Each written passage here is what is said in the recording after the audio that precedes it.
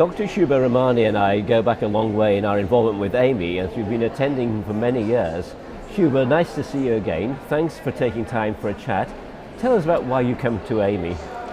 It's always a pleasure to see you, John. And as you know, I've been a loyal member of this organization for almost 15 years now, and since we first met in Dundee.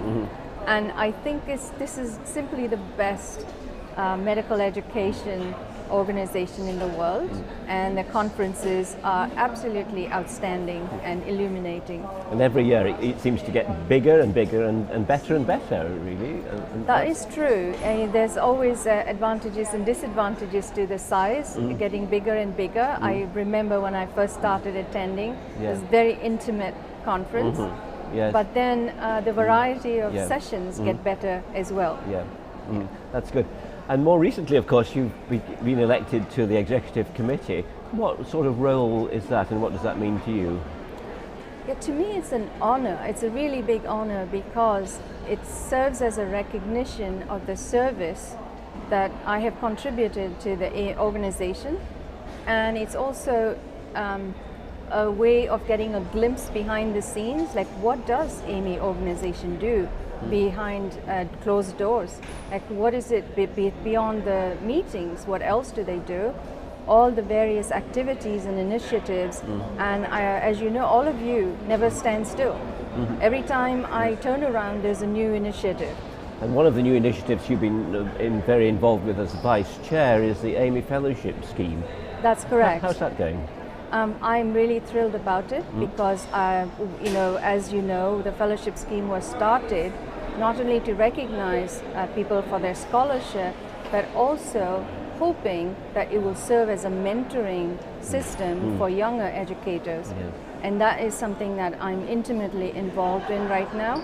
It's very much at the beginning stages, but we hope it will grow. I think you've really hit the nail on the head there, Subha, because this organisation isn't just for self-congratulations for us all, or even a showcase for what we do, but it is to support and encourage younger educators, isn't it? And we do that through the mentoring part of the fellowship scheme which you're involved with.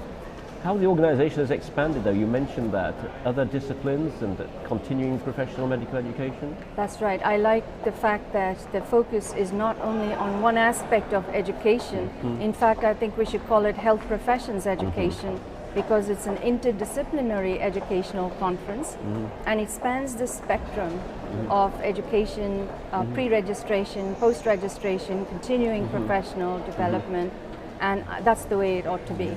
And then academically, of course, the plenaries, and we've had some plenaries already, have been broadening our minds and stretching our thoughts, and we've had some which you've enjoyed. This year particularly, the plenaries have been completely outside the box. Yes. They are not traditional speakers that one expects at an educational conference. And I must say, one or two of them simply blew my mind away.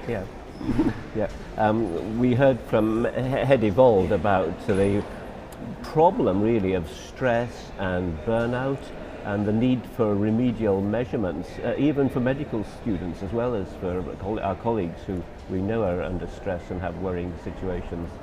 I think there's a great deal of anxiety these days about the incidence of burnout amongst all medical professionals or healthcare professionals, not just students or junior doctors, but also practicing physicians. I think it's a real cause for worry. That means we're not able to deal with the stresses of our professional life, and resilience is very, very important. And I love the concept of integrated resilience, where the organization has responsibilities to facilitate resilience amongst its learners and its teachers. Finally, what do you think you're going to be able to bring to the development of AMEE over the next few years? Very good question. I really hope we grow a large mentoring system for all our young educators, and so senior people stepping up to the plate, as it were, and guiding them along careers or projects or scholarship, any aspect of education, or just showing them the way, where's the room. Great, that's very positive. So lots of encouragement there for people here on the conference, lots of encouragement for everyone listening at AMEE Live online, and lots to look forward to in AMEE in the future. Thank you very much, Subha, for coming to chat. Thank you, John. It's been a pleasure.